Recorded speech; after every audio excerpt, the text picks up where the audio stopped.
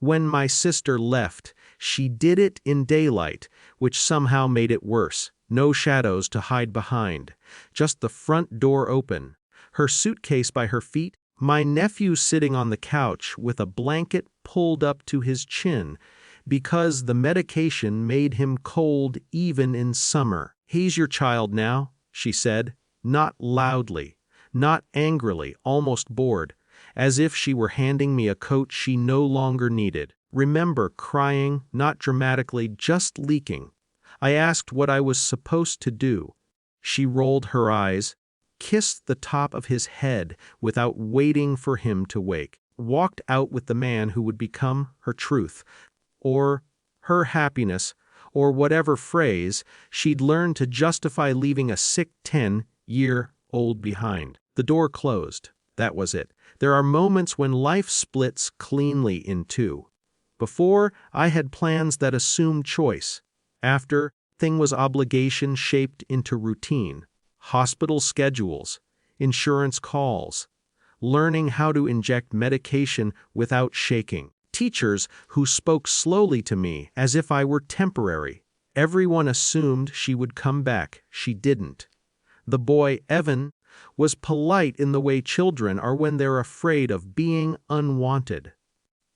He said thank you too often, apologized for needing help to the bathroom. I told him he never had to say sorry to me, and he nodded, but the habit stuck for years. Love didn't arrive as a revelation. It crept in disguised as logistics, knowing his lab numbers by heart. Snacks that wouldn't upset his stomach. Sitting on the floor outside the bathroom door when the pain got bad so he wouldn't feel alone but also wouldn't have to be watched. There were nights I resented her so fiercely it scared me. Not because she left me, because she left him with the kind of absence you have to grow around. I never said it out loud. Resentment is heavy, sinks deeper when you pretend it isn't there. Authority existed, but it was impersonal. Doctors, social workers, a judge who granted me guardianship after asking questions in a tone that implied this arrangement was provisional. I signed papers with hands that shook, not from fear, but from the quiet understanding that no one was coming to relieve me. Evan got better slowly. Not cured, never that, but stable, stronger, taller. He learned when to push himself and when not to. Learned how to manage disappointment with a kind of dry humor that made adults uncomfortable. By the time he was 16, strangers mistook us for a small, efficient family. I didn't correct them. 17 years passed the way weather does, daily, undeniable, rarely dramatic.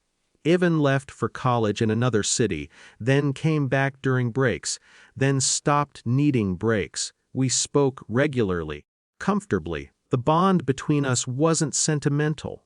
It was built on competence and trust. He knew I would show up, knew he didn't need me to hover. I thought about my sister less than I expected. She lived in the abstract, story with a missing ending. Then one afternoon she called. She sounded cheerful, said she was in town, asked if we could meet, without thinking too hard about why. Curiosity, maybe. Or a belief that if I avoided her forever, she would still occupy some space in me. We met in a neutral place, a conference room at my office, borrowed for the hour. She looked older, thinner, dressed carefully. She hugged me like we were close. "So," she said, after sitting down, crossing her legs, "whatever happened to the poor boy?" Poor boy. I felt something settle in my chest, not anger exactly, more like alignment. Pieces that had been floating finally clicked into place. "He's fine," I said. She smiled, relieved, as though that was all she'd come for.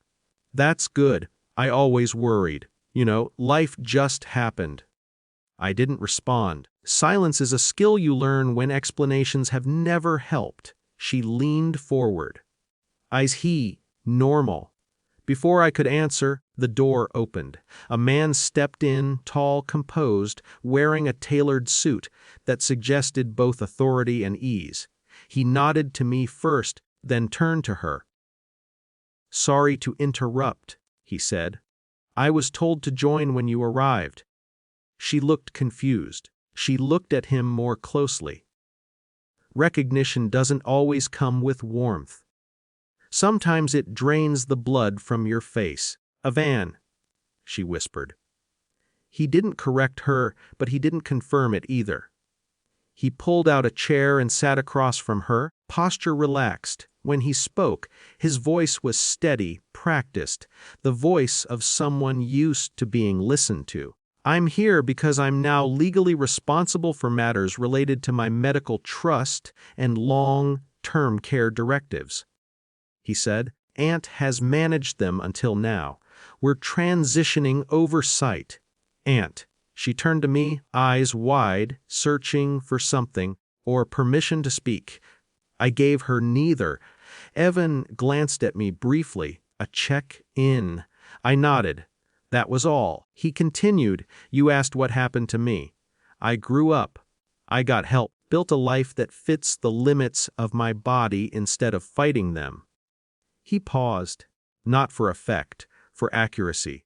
"I don't have questions for you," he added. "And I don't need anything." The room was very quiet, the kind of quiet that doesn't invite interruption. My sister opened her mouth, then closed it. Whatever script she'd imagined, regret, forgiveness, gratitude had no place to land. Finally, she stood. "I just wanted to see," she said weakly.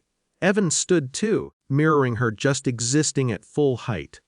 "You have," he said. She left without another word. Afterward, Evan and I stayed seated for a moment. No hugging, no tears. Just the shared understanding that something unfinished had, at last, demanding attention. "You okay?" I asked. He smiled, not broadly, but genuinely. "Yeah, I think so." When he left, the room felt lighter, not victorious, just settled. That evening, went home alone and made dinner for one out of habit before correcting myself. I ate anyway, thought about the child who once apologized for needing help and the man who now needed nothing from the person who abandoned him. A chosen family, I've learned, isn't about who stays forever. It's about who shows up when leaving would be easier and keeps showing up until leaving is no longer the point.